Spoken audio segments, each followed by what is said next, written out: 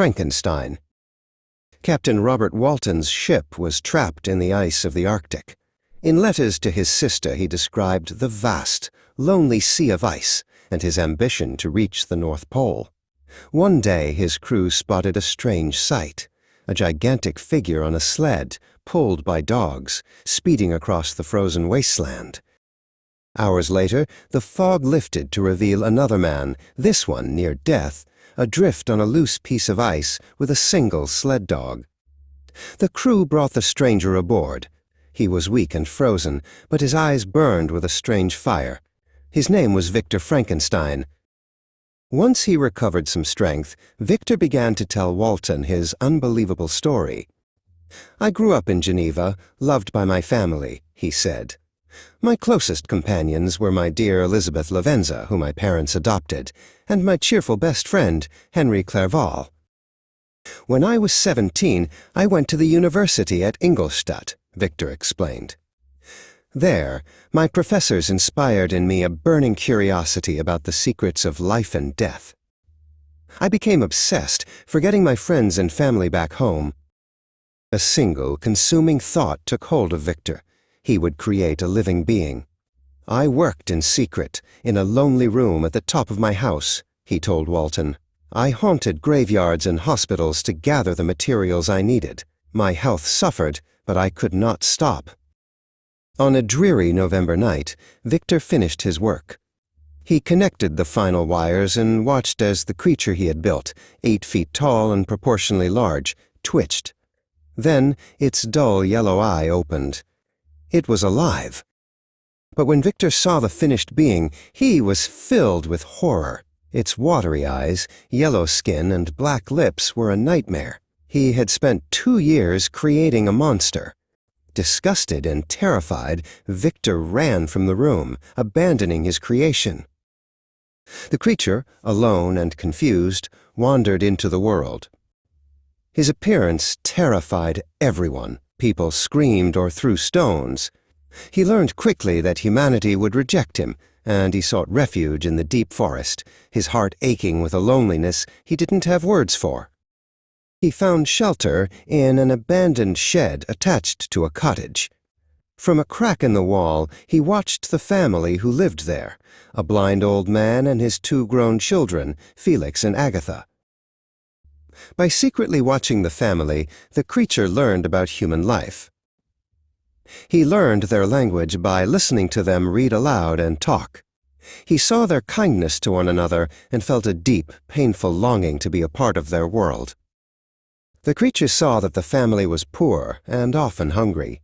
In the dead of night, he would secretly gather firewood for them, leaving it by their door. He took pleasure in their surprised delight, feeling for the first time a connection to others. One day, the creature gathered his courage and entered the cottage when the old man was alone. Because he was blind, the man was not frightened. He welcomed the creature and listened to his story with compassion. But when Felix and Agatha returned, they were horrified. Agatha screamed and fainted, and Felix, thinking the creature was attacking his father, drove him out of the cottage with shouts and blows. Heartbroken by this final rejection, the creature's sadness turned to rage. He declared war on his creator and all mankind. In the pocket of a coat he'd taken from Victor's lab, he found his creator's journal and read the horrifying account of his own creation. Traveling to Geneva, the creature came across a young boy in the woods. When the boy revealed he was a Frankenstein, the creature, in a fit of fury, killed him. It was Victor's youngest brother, William. Heartbroken and guilty, Victor wandered into the mountains to find peace. There, on a glacier, the creature found him. "I expected this reception," the creature said with a sneer. "All men hate the wretched." The creature told Victor of his suffering and loneliness. "I am miserable because I am alone," he pleaded. "You, my creator, owe me what you can give. Make me a female companion, as hideous as myself, and I will trouble you no more." Fearing for his family, Victor reluctantly agreed. He traveled to a remote island in Scotland to begin the terrible work again, with the creature secretly following him. But as he looked at the female creature taking shape, he was struck by a new fear. What if they had children? A race of devils. Seeing the creature's face watching him through the window, Victor, in a panic, tore the second creature to pieces. The creature, who had been watching, howled in fury. "You have destroyed my only hope for happiness," he shrieked. "I will have my revenge. I will be with you on your wedding night." The creature kept his promise. First, he murdered Henry Clerval. Then, on Victor's wedding night to Elizabeth, he struck again. While Victor patrolled the halls for the monster, he heard a scream. He rushed to his room to find Elizabeth, lifeless. From that moment, revenge was Victor's only reason to live. He chased the creature across the world to the frozen wasteland of the Arctic. It was there that his strength finally gave out, and Walton's ship found him.